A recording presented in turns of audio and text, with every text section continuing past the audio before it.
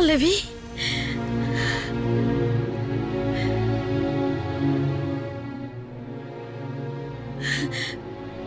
பல்லவி, பல்லவி,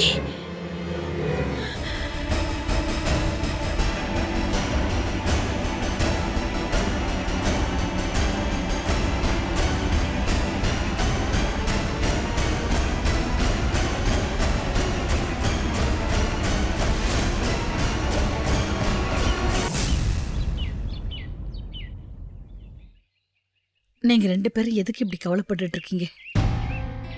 பல்லவிக்கு நிச்சயமா கோவம் இருக்கதா செய்யும். அவ இடத்துல இருந்து பார்த்தா தப்புன்னு நம்மளால சொல்ல முடியாது. புருஷன் மேல உயிரா இருக்க எந்த பொம்பளைக்கும் வலிக்கிற விஷயம்தான் இது. சட்டுன்னு விட்டு கொடுத்துட முடியாது. கோபம் வரும், அழுக வரும். இந்த உலகமே தன்னை ஏமாத்திட்டு தான் நினைச்சு எல்லாரையுமே எடுத்தெறிஞ்சு பேச தோணும். இது எல்லாமே ரொம்ப சகஜம். பல்லவி இப்படிலாம் நடந்துக்கிறாளே நினைச்சு நம்ம கவலைப்படுறதுனாலயோ இல்ல அவ மேல கோவப்பட்டு நாம அவளை தனிமைப்படுத்துறதுனாலயோ இந்த பிரச்சனை முடிஞ்சு போயிட போறது கிடையாது. இப்பதான் நமக்கு மனதைரியமும் தன்னம்பிக்கையும் வேணும். உண்மை தெரிஞ்சதுக்கு அப்புறம் இந்த வீட்டுக்கே வரமாட்டேன்னு பிடிவாதம் பிடிச்ச பல்லவியே நீங்க எப்படியோ சமாதானம் பண்ணி கூட்டிட்டு வந்துட்டீங்க. இதே முயற்சியோட பல்லவியோட மனசை மாத்த முடியும்னு நீங்க எல்லாம் நம்பணும். இல்ல பாட்டி, அது ஏன்பா? ஏன் இல்லங்கிற? உங்க அம்மா மனசை மாத்த முடியாதுன்னு நினைக்கிறியா? ஆமா பாட்டி. பாட்டி, நீங்க நினைக்கிற மாதிரி நாங்க அம்மாவை சமாதானப்படுத்தி கூட்டிட்டு வரல. அவங்க கண்டிஷனுக்கு ஒத்துக்கிட்டு தான் கூட்டிட்டு வந்திருக்கோம். கண்டிஷனா?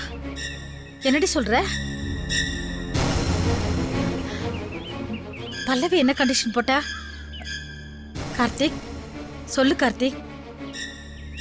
கேக்குறேன்ல, சொல்லுடா. பாட்டி, அம்மா இந்த வீட்டுக்கு வரணும்னா இனிமேல் அப்பா இந்த வீட்டுக்கு வரக்கூடாதா? என்னது? மாப்பிள்ளை இந்த வீட்டுக்கு வரக்கூடாதா? அப்படியே கண்டிஷன் போட்டா இவ? ஆமாம் பாட்டி. என்ன ஆமான்னு சாதாரணமா சொல்ற நீ? உங்களை யார் இப்படி ஒரு கண்டிஷனுக்கு ஒத்துக்க சொன்னது? என்ன கார்த்தி இதெல்லாம்? வேற வழி தெரியல பாட்டி. அப்படி ஒரு கண்டிஷனை போட்டதும் எனக்கு என்ன சொல்றதுன்னே புரியல பாட்டி. அதுக்குள்ள ருக்கு ஆண்டி தான் உங்க கண்டிஷனுக்கு ஒத்துக்கிறோம், நீங்க வீட்டுக்கு போங்க, ராஜாராமன் இனிமேல் உங்க வீட்டுக்கு வரவிடாம பாத்துக்கிறது என் பொறுப்புன்னு சொல்லிட்டாங்க பாட்டி. அவங்க பேச்சு மீறி எங்களால் என்ன பண்ண முடியும் பாட்டி? அது மட்டும் இல்லாமல் அம்மாவை முதல்ல எப்படியாச்சும் நம்ம வீட்டுக்கு கூட்டிகிட்டு வந்துட்டா அதுக்கப்புறம் நேரம் பார்த்து அவங்கள சமாதானப்படுத்திடலான்ற நம்பிக்கையில் தான் நாங்கள் கூட்டிகிட்டு வந்தோம். இது தப்புங்கிறீங்களா? இல்லம்மா, நீங்க பண்ணதுல எந்த தப்பும் கிடையாது. ஆனா பல்லவி இப்படி ஒரு கண்டிஷனை போட்டிருக்கா பாரு, அதுதான் பெரிய தப்பு. நானே அவகிட்ட என்ன ஏதுன்னு கேக்குறேன். அவ மனசுல என்ன நினைச்சிட்டு இருக்கா? பாட்டி, பாட்டி, அம்மாவோட வலி ரொம்ப பெருசு. அவங்க இடத்துல யாரா இருந்தாலும் இப்படிதான் கோவப்படுவாங்க. நாம தான் தைரியமா இருந்து இந்த பிரச்சனையை சால்வ் பண்ணணும்னு நீங்க தானே சொன்னீங்க பாட்டி. இப்போ நீங்களே கோவமா போனா என்ன அர்த்தம் பாட்டி? இல்லம்மா, இனிமே நான் கோவப்பட மாட்டேன். உங்க அப்பாவோட அருமையை புரிஞ்சுக்காம இப்படி ஒரு முட்டாள்தனமான கண்டிஷனை போட்டிருக்கான்னு நினைக்கும் போதுதான் என்னையும் மீறி கோவம் வருது. அம்மா பேசுறதுக்காக நீ கோவப்படாதப்பா. சரி பாட்டி. நீங்க ரெண்டு பேரும் எப்பவும் தைரியமா இருக்கணும். நான் அம்மா கிட்ட பக்குவமா பேசி புரிய வைக்கிறேன்.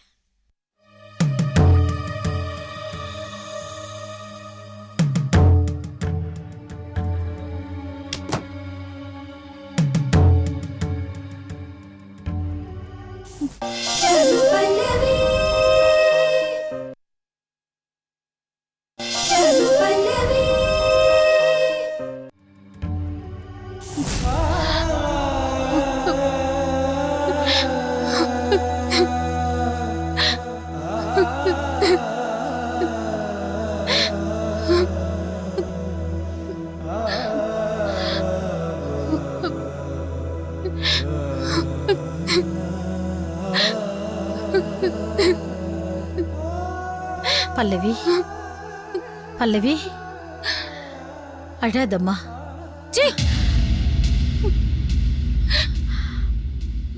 பல்லவி,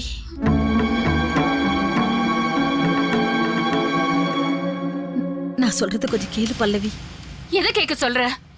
நீங்க எல்லாருமா சேர்ந்து என்ன ஏமாத்தின கதைய உன் மடியில படுத்துட்டு கேட்கணும்னு சொல்றியா? அது அது இல்ல பல்லவி. நான் என்ன சொல்ல வரேன்னா, இந்த உலகத்திலே ரொம்ப பாதுகாப்பான இடம் எதுவும் தெரியுமா? அம்மாவோட மடிதாம்மா. ஆனா இப்போ உன் மடியில படுக்கிறதுக்கு எனக்கு பயமா இருக்குமா?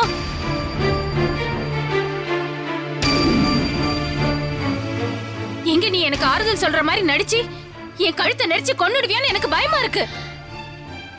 ஏன் பல்லவி, ஏன் இப்படி எல்லாம் பேசுற? எந்த அம்மாவது இப்படி ஒரு காரியம் பண்றதுக்கு துணிவாளா? எந்த அம்மா பண்றாளோ பண்ணலையோ எனக்கு தெரியாது. ஆனா நீ பண்ணுவமா? பண்ணுவ என்ன பண்ணுவ? அதான் ஏற்கனவே பண்ணிட்டியே. நீயும் உன் புருஷனும் சிரிச்சுக்கிட்டு என் கழுத்துல ஈர துணிய போட்டு என்னை நம்ப வச்சு கழுத்து எடுத்துட்டீங்களே. அப்படி நான் உங்களுக்கு என்னமா பாவம் பண்ண? ஏமா வாயடிச்சு நிக்கிற? கேக்குறல சொல்லு. நான் என்ன பாவம் பண்ணேன்னு சொல்லு.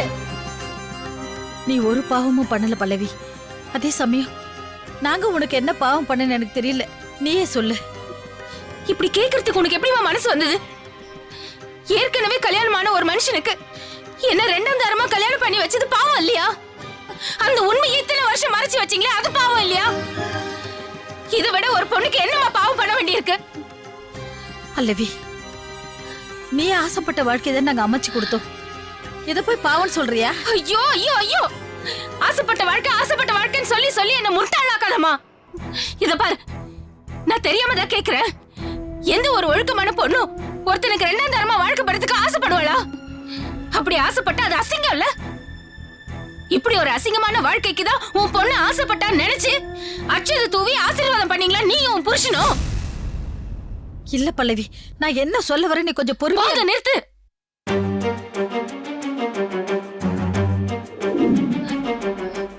எல்லாருமா சேர்ந்து அயோக்கியத்தனத்தை பண்ணிட்டு அது வேற நியாயப்படுத்துறீங்களே, உங்களுக்கு கேவலமா இல்ல? சத்தியமா இல்ல பல்லவி, இது எங்களுக்கு கேவலமாவே தோணல. மாப்பிள்ள உனக்கு புருஷனா அமைஞ்சதை நினைச்சு இப்ப கூட நானும் உங்க அப்பாவும் பெருமைப்பட்டுட்டு இருக்கோம். உன் வாழ்க்கைய எல்லாருமா சேர்ந்து அசிங்கப்படுத்திட்டோன்னு சொல்றியே, உன் நெஞ்சில கை வச்சு சொல்லு. மாப்பிள்ள மனசறிஞ்சு உனக்கு ஏதாவது ஒரு குறை வச்சிருக்காரா? இல்ல உன் ஆசைகளை நிறைவேற்றாம தட்டி கழிச்சிருக்காரா? என்னைக்காவது கோவத்துல அவரோட சுண்டு விரல் உன் மேல பட்டிருக்குமா? சொல்லு. நான் கேட்டதுல பொண்ணுத்துக்காவது உன்னால ஆமான்னு சொல்ல முடியுமா? முடியாது பல்லவி. என்ன மாப்பிள்ள உன்னை தங்க தாம்பாளத்துல வச்சு தாங்கிக்கிட்டு இருக்காரு தெரியுமா? ஆனா அதோட அருமை தெரியாம இப்படி எல்லாம் நீ பேசிட்டு இருக்க பாரு, அதுதான் எனக்கு ரொம்ப வேதனையா இருக்கு. இது பாரு பல்லவி, இந்த உலகத்துல எல்லாமே கிடைச்சவங்களுக்கு இந்த உலகமே அவங்களுக்கு துச்சமா தான் தோணும். ஆனா எதுவுமே கிடைக்காதவங்களுக்கு ஒரு குண்டூசி கிடைச்சா கூட அது பொக்கிஷமா தோணும். உனக்கு எல்லாமே கிடைச்சிருக்குங்கிற திமிர்ல அத கால்ல போட்டு மிதிக்காத. அப்புறம் எல்லாத்துக்குமா சேர்த்து ஒரு நாள் ஒட்டு மொத்தமா நீ வருத்தப்படுவ. என்ன சாபம் விடுறியா? உன் சாபெல்லாம் என்ன ஒண்ணு செய்யாது போ. சாபம் விடல பல்லவி, சத்தியத்தை சொல்ற. சாபத்துக்கும் சத்தியத்துக்கும் நிறைய வித்தியாசம் இருக்கு. இந்த உலகத்துல சராசரியா ஒரு புருஷன் தான் பொண்டாட்டி மேல காட்டுற அன்பையும் பாசத்தையும் விட 100 மடங்கு அதிகமா உன் புருஷன் உன் மேல அன்பையும் பாசத்தையும் கொட்டுறாரு. அத நீ புரிஞ்சுக்கலன்னா உன்னை விட பைத்தியக்காரி இந்த உலகத்துல வேற யாருமே இருக்க மாட்டாங்க. ஆமாமா, ஆமா, நான் பைத்தியக்காரிதான். நான் பைத்தியக்காரிதாமா. உங்களை எல்லாம் நம்பி நான் ஏமாந்து போன பாருங்க. நான் பைத்தியக்காரிதான்.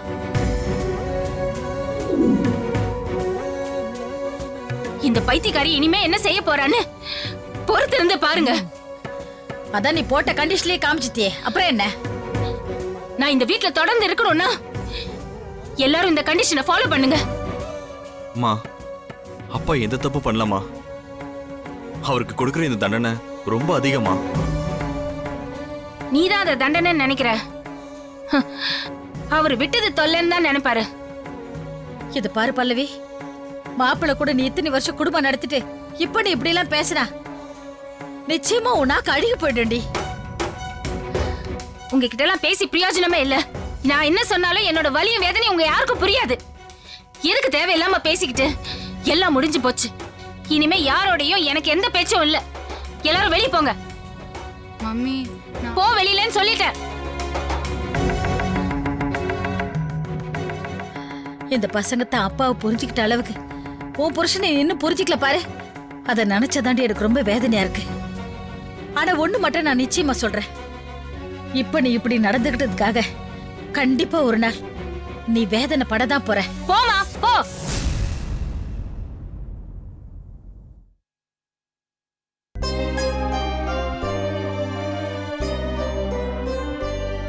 மம்மி டேய் போன்னு சொல்லிட்டல, போடி.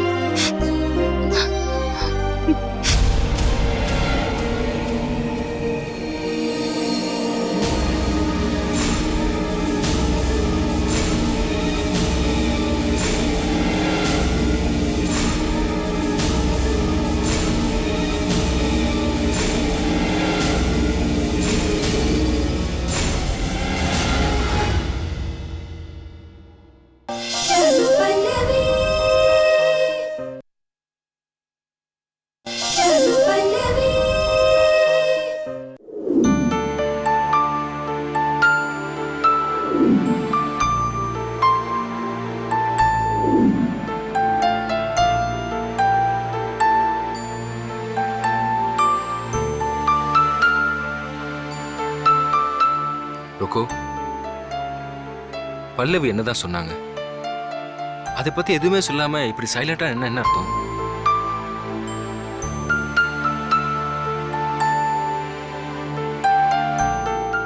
பல்லவி ஏதாவது தப்பா பேசி மனசை காயப்படுத்திட்டாடா இருக்கும். சச்சா, அந்த மாதிரிலாம் எதுவும் இல்லை. அப்புறம் என்னதான் நடந்துச்சுன்னு சொல்ல. ஸ்ரீநிதி வீட்டுக்கு போய் நான் பல்லவி கிட்ட பேசிட்டு இருக்கும்போது அங்க கார்த்தி, பிரியா, சந்தோஷ், நிவேதா எல்லாம் வந்திருந்தாங்க. அவங்களும் பல்லவி கிட்ட எவ்வளவோ எடுத்து சொன்னாங்க. கார்த்தியும் பிரியாவும் வீட்டுக்கு போலான்னு சொல்லி ரொம்ப கம்பல் பண்ணாங்க. அதுக்கு பல்லவி என்ன சொன்னா? முதல்ல ஒத்துக்கல, அப்புறம் வீட்டுக்கு போறதுக்கு ஒத்துக்கிட்டாங்க. நிஜமாவா இருக்கும்? ம், நிஜம்தான் கணேஷ். பல்லவிய கார்த்திக்கும் பிரியாவும் வீட்டுக்கு கூட்டிட்டு போயிட்டாங்க. Thank God. ரொம்ப தேங்க்ஸ் இருக்கும். ஏன் இருக்கும் இந்த சந்தோஷமான விஷயத்த வந்ததுமே சொல்லாம ஏன் முகத்தை சீரியஸா வச்சிட்டு இருந்த? இதுல கூட உனக்கு சஸ்பென்ஸா? சரி, நான் பல்லவி வீட்டுக்கு போய் அவளை பார்க்கறேன். நடந்ததெல்லாம் விளக்கமா சொல்லி அவ காலில் விழுந்து மன்னிப்பு கேட்டாவது அவளை சமாதானப்படுத்த பார்க்கறேன். வரேன். நான் வீட்டுக்கு வரணும்னா இனிமே உங்க அப்பா அந்த வீட்டுக்கு வரக்கூடாது. ராஜாராமன், சொல்லுங்க ருக்கு. என்ன ருக்கு, ராஜாவை எதுக்கு கூப்பிட்ட? ஆ, ஆ, அது அது வந்து என்ன சொல்லுங்க.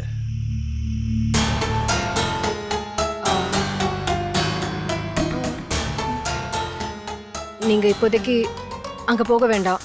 ஏருக்கும். ஆ, என்கிட்ட காரணத்தெல்லாம் கேட்காதீங்க ப்ளீஸ். இப்போ பல்லவி வீட்டுக்கு நீங்க போக வேண்டாம். அப்போ எப்பதான் போக சொல்ற? எப்பவும் போக வேண்டாம்னு சொல்றேன்.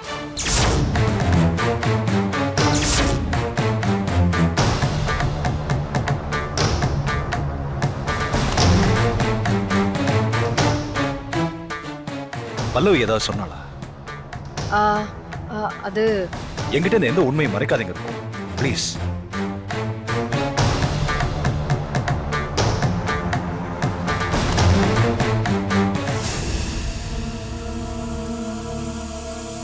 என்ன ருக்கு?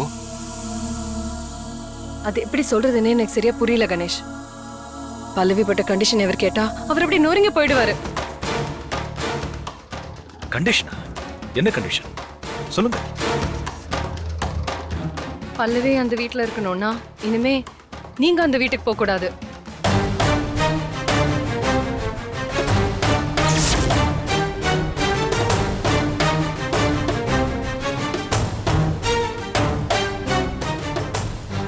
வேற வழியே இல்லாம அந்த கண்டிஷனுக்கு நான் ஒத்துக்க வேண்டிய மாதிரி ஆயிடுச்சு மிஸ்டர் ராஜாராமன். என்ன முட்டாள்தனமான கண்டிஷன் இது ருக்கு? இதுக்கு நீ எப்படி ஒத்துக்கிட்ட? அதான் சொல்றேன் இல்ல கணேஷ், எனக்கு வேற வழியே தெரியல. பல்லவி அவங்க வீட்டுக்கு போறது முதல்ல முக்கியம். அதுக்காக தான் ஒத்துக்கிட்டேன். அதுக்காக தான் ஒத்துக்கிட்டியா? இல்ல இப்படி ஒரு சிச்சுவேஷன்ல பல்லவிக்கும் ராஜாராமுக்கும் பிரிவு ஏற்பட்டா அது உன் சிஸ்டர் அனுவுக்கு நல்லதுன்னு ஒத்துக்கிட்டியா?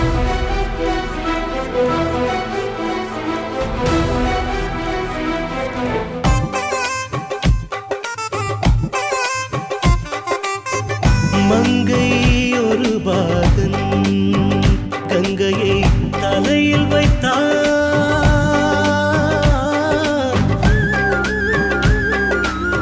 மாயவன் கண்ணனோ மனதினில் ராதையை உயிரினில் கோதையை தான் சுமந்தான்.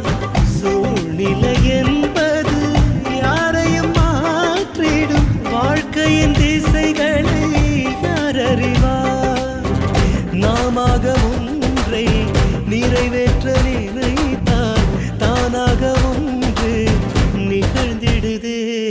நிழல் ஒளி தோற்றங்களே நிலையில்லா மாற்றங்களே. கடல் வானம் நீல நிறஜாலமும் கரை மீறி மோதும் அலை தாளமும் சுகராக மேகங்கள் நம் வாழ்க்கையில் சங்கீதமாய். அனுபல்லவி